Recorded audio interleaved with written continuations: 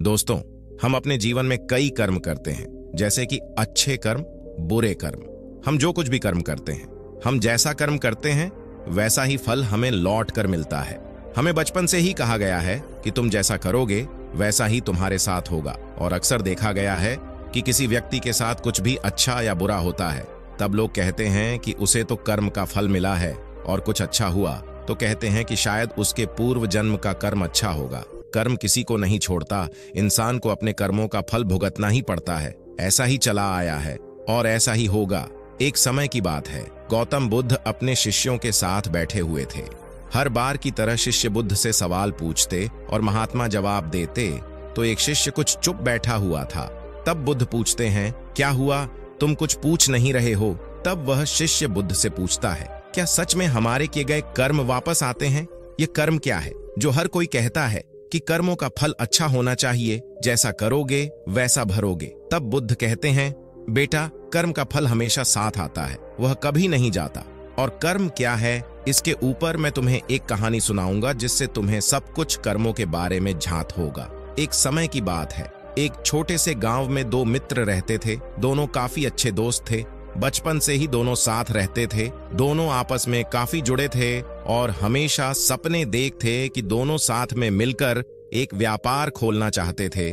और समय के साथ जैसे जैसे वह बड़े हो रहे थे, उनकी चिंता बढ़ रही थी। फिर उन्होंने निर्णय लिया कि साथ मिलकर एक छोटा व्यापार शुरू करें। तो फिर उन्होंने एक छोटा व्यापार शुरू किया।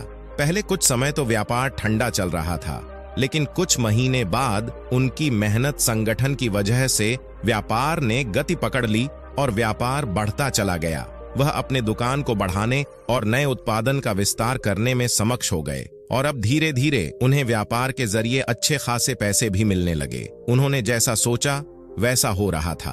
अब दोनों मित्र ने समाज में अपनी अलग पहचान बना ली और धीरे धीरे धन की कमाई बढ़ती गई। यह सब उन्हें और भी खुशी देता, क्योंकि वह अपने सपनों को हकीकत में बदल रहे थे।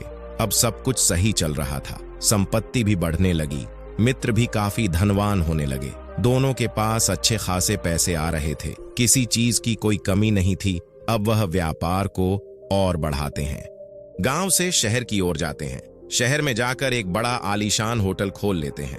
अब होटल भी जोर से चलने लगा, सारे शहर के लोग वहीं आते थे। सब कुछ सही चल रहा था। कुछ साल बाद दोनों मित्रों के पास काफी पैसे जमा हो गए। कमाई के दो हिस्से होने लगे। अब वह काफी खुश रहते थे, लेकिन दूसरी तरफ एक मित्र के मन में लालच आता है। वो सोचता है कि अगर व्यापार में ही अकेला संभाल लूं तो कमाई का हिस्सा यह मेरा ही हो जाएगा, मुझे किसी को देने की जरूरत नहीं होगी, व्यापार मेरा हो जाएगा। और दूसरी तरफ दूसरा मित्र सोचता कि अब पैसे दोस्त के घर भी भेजने होंगे और वह उसके कार्य में जुड़ जाता है।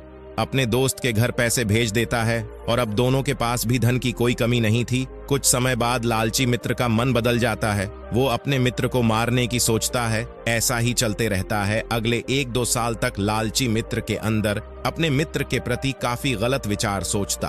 वह तरह तरह के विचार करता कि मित्र को कैसे मारूं। फिर एक दिन दोनों समुद्र के किनारे साथ बैठकर काफी बातचीत कर रहे थे। दोनों खूब बातें करते हैं, व्यापार की चर्चा करते हैं और पहला दोस्त मुकेश भी काफी खुश रहने लगता है कि वह अपने मित्र से बिना बताए उसके घर पैसे भेज रहा था। और मुकेश अपने दोस्त मानव से कहता है कि हमने सब कुछ प्राप्त कर लिया, जैसा हमने सोचा था वैसा हमें सब मिल गया। लेकिन दूसरी तरफ लालची मानव कुछ और भी सोच रहा था। अब दोनों काफी थक चुके थे और वह घर जाते हैं और मुकेश मानव से कहता है कि हमें चाय पीनी चाहिए। तो मानव चाय बनाकर चाय में जहर मिलाकर मुकेश को दे देता हूँ और मुकेश वो चाय पीकर मर जाता है। मानव ने अपने दोस्त मुकेश के साथ विश्वासघात कर देता है और सारी संपत्ति का मालिक बन गया। उसने वापस गांव में जाकर खूब जमीन खरीदी, व्यापार का मालिक बन गया। उसने अपने व्यापार को और बढ़ाया, लेकिन जो देख रहा है उसकी दृष्टि से कोई नहीं बच सकता। अब कुछ समय बाद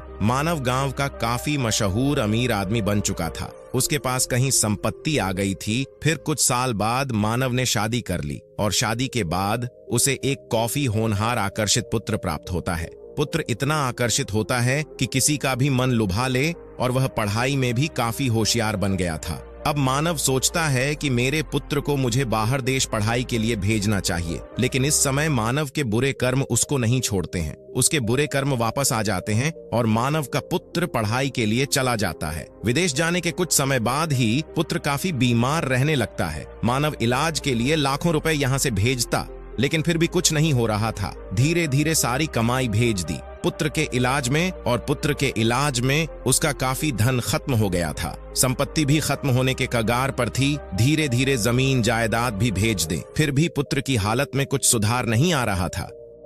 और अब इधर बढ़ते समय के साथ मानव कर्ज लेने लगता है। जो व्यक्ति कुछ साल पहले खूब धनवान जमींदार था, अब कुछ नहीं रहा। अब वह कर्जदार बना चुका था। वह भले ही अपने कर्म को भूल गया हो, लेकिन कर्म किसे को नहीं छोड़ता और वह समय के साथ जरूर वापस आता है। और मानव सोचने लगता है कि ऐसा क्यों हो रहा है, तो किसी महात्मा पुरुष के पास जाता है और सारी बात बता देता है। लेकिन वह महात्मा उसकी मदद करने से मना करता। तब मानव खूब दुखी हो जाता है। सब कुछ हाथ से गवा चुका था। न संपत्ति रही, न जमीन रही, और न ही कौन सा व्यापार बचा था उसके पास। अब वह कई लोगों से कर्ज ले चुका था। वह कर्जदार बना चुका था। अब उसके पास कुछ नहीं बचा था। सब गवाकर अपने पुत्र से मिलने चला जाता है। पुत्र से कहता, बेटा सब कुछ कर लिया, सब बेच दिया, घर संपत्ति कर्जा भी ले लिया, और रोने लगता है। तब पुत्र के अंदर से मानव को अपना मित्र मुकेश दिखता है और कहता, दोस्त अब कैसा लग रहा है? सारा हिसाब बराबर, तू कर्ज में ले। अब मैं चला। और पुत्र भी अपने प्राण छोड़ देता है। सब समाप्त हो जाता है और पुत्र को खोने के बाद मुकेश का मानसिक तनाव में आकर खुद पागल हो जाता है। इतना कहकर महात्मा बुद्ध कहते हैं कि यही कर्म होते हैं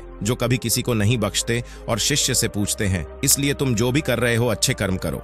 दोस्तों, इस कहानी से हमें यह सीख मिलती है कि हमें अपने अच्छे के लिए कभी किसका बुरा नहीं करना चाहिए, क्योंकि हमारे जो कर्म होते हैं वह कभी न कभी हमारे जीवन में वापस आते हैं और हमें सजा देते हैं। दोस्तों, ये कहानी अच्छी लगी तो वीडियो को लाइक करें और अपने बुद्ध ब्लेसिंग चैनल को सब्सक्राइब करें।